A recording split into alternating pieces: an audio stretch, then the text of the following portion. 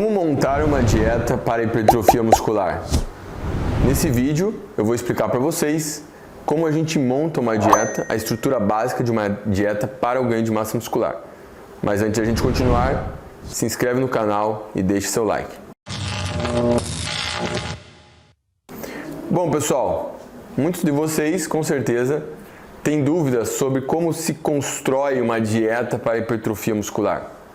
Como escolher os macronutrientes, como escolher o superávit calórico, como fazer o cálculo dessa dieta. Bom, então nesse vídeo eu vou deixar isso o mais claro possível, mostrar a base básica de uma dieta para hipertrofia. Então, óbvio, antes da gente começar, a gente precisa ter uma noção de quantas calorias essa pessoa gasta.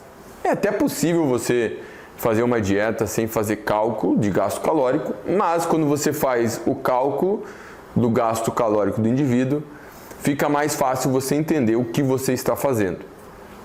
Então, quando a gente vai montar uma dieta para hipertrofia e emagrecimento, a gente precisa saber quantas calorias o indivíduo gasta.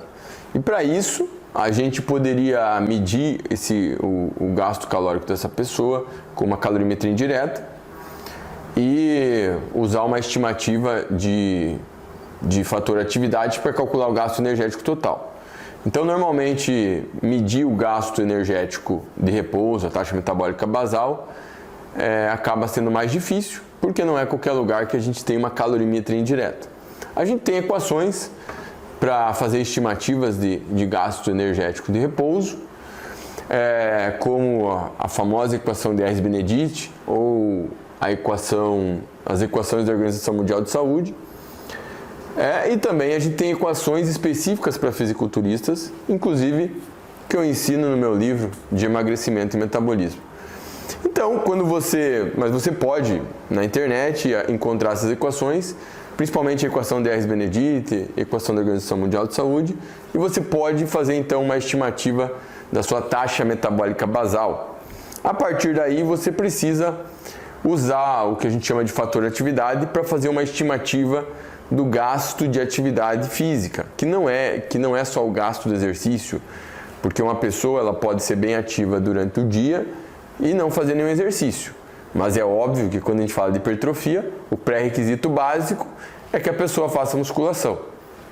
Então, normalmente, para o indivíduo que busca hipertrofia muscular, o fator atividade que vai ser multiplicado pela taxa metabólica basal, ele vai estar ali pelo menos em 1,5 a 1,6. Né?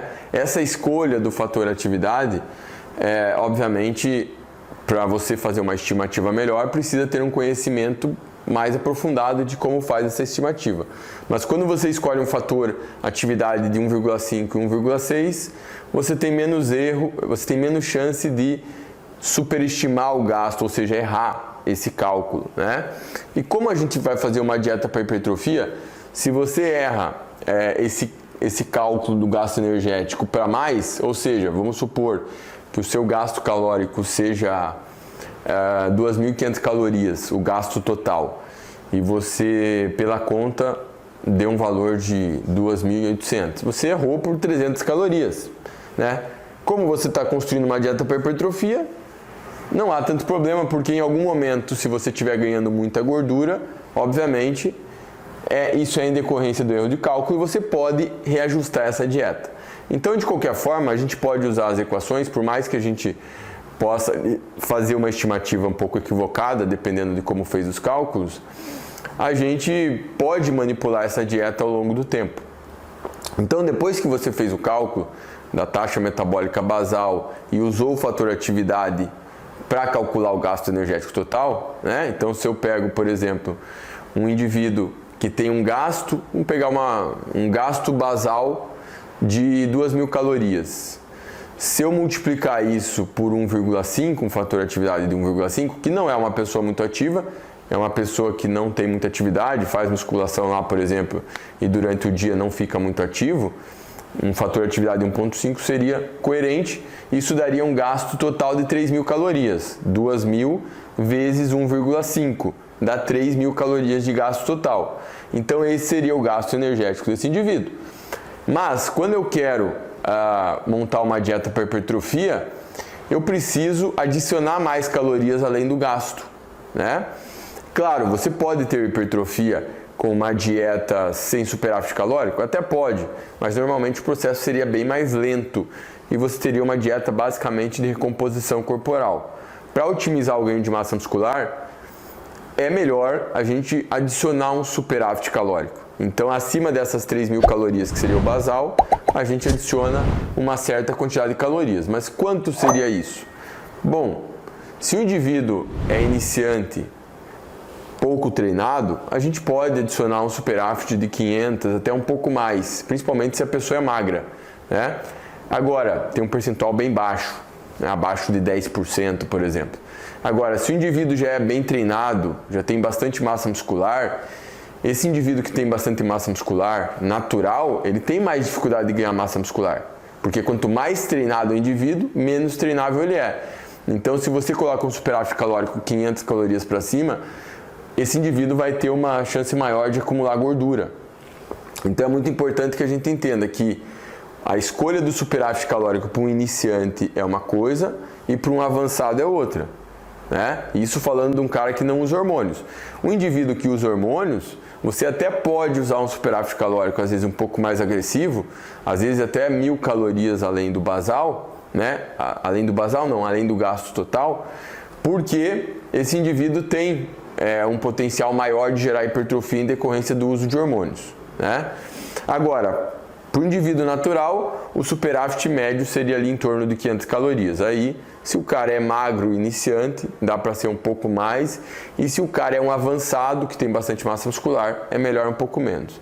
Então, se a gente tem lá o nosso exemplo do indivíduo que tem um basal de 2.000 calorias, mais o fator atividade de 1,5, que dá 3.000 calorias de gasto total, e a gente adiciona 500 calorias de superávit, a gente vai ter uma dieta de 3.500 calorias. Bom, com o superávit calórico, você otimiza o ganho de massa muscular. Isso não quer dizer que o cara não possa ganhar gordura no processo. Mas essa escolha do superávit, se ela for feita de forma inteligente, vai minimizar o ganho de gordura. É importante a gente lembrar também que o ganho de massa muscular e o ganho de gordura ele depende da genética. Então, alguns indivíduos com maior potencial genético têm mais facilidade de ganhar músculos, enquanto outros indivíduos têm mais dificuldade de ganhar massa muscular e podem ganhar mais gordura com superávit. Então, isso obviamente também vai ser analisado com o tempo. Eu como nutricionista, quando eu analiso um paciente, eu já consigo ter uma noção do potencial genético dele pelo histórico dele, pelo tempo que ele tem de treino e como o físico dele está atualmente, né? Então eu já consigo ter uma noção se esse indivíduo tem uma boa genética ou não, a não ser que a pessoa está começando a treinar. Mas de qualquer forma, com esses macetes que eu dei para vocês, fica mais claro ter uma noção de como calcula o gasto e como escolhe o superávit. A partir daí, quando a gente tem a dieta, seja lá essa dieta, por exemplo, 3.500 calorias, a gente precisa escolher os macros dessa dieta. Uma boa dieta para hipertrofia vai usar uma proteína ali na faixa de mais ou menos 2 gramas por quilo, né? Pode ser um pouco mais ou um pouco menos, mas é importante que essa recomendação de proteína fique perto de 2 gramas por quilo. Se você colocar muito a mais que isso, normalmente você não tem benefício, né? E não é bom que essa proteína fique abaixo de 1,6 grama por quilo. Você pode ter hipertrofia comendo menos proteína, 1 grama por quilo, mas você otimiza a hipertrofia quando você escolhe algo perto de 2 gramas por quilo. Bom, quando você escolhe essa proteína, depois você faz os cálculos, acha o percentual de proteína da sua dieta e aí você vê quanto de percentual de calorias sobra para carboidrato e gordura. Normalmente o percentual de proteína de uma dieta para hipertrofia vai ficar ali perto de 20%, 18%, por aí. Normalmente você vai ter uma sobra ali de outras calorias para carboidrato e gordura de 80%. E aí é muito importante a gente priorizar o carboidrato. Então, o carboidrato numa dieta para hipertrofia, ele fica lá na faixa de 50%, 55% das calorias. Se a gente converter isso em grama por quilo, vai ser mais ou menos 5 a 8 gramas por quilo. Por que dá tanta diferença? Porque depende do gasto calórico da pessoa. Quanto maior o gasto energético desse indivíduo, maior a quantidade em grama por quilo de carboidrato que o indivíduo vai utilizar. Por isso que eu particularmente prefiro usar o percentual, mas não é a única forma que você tem de fazer isso, né? Então, o percentual de carboidrato fica nessa faixa de 50%, 55%, mas poderia ser um pouco mais ou um pouco menos. E a gordura da dieta vai ficar ali em torno de 30%, 25%, ou em alguns casos pode até ser um pouco acima de 30%.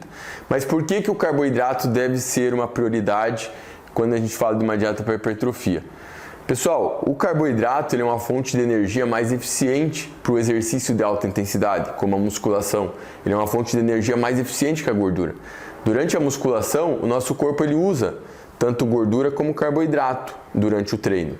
Mas, durante o exercício, né, que tem mais intensidade, o nosso corpo acaba usando mais carboidrato.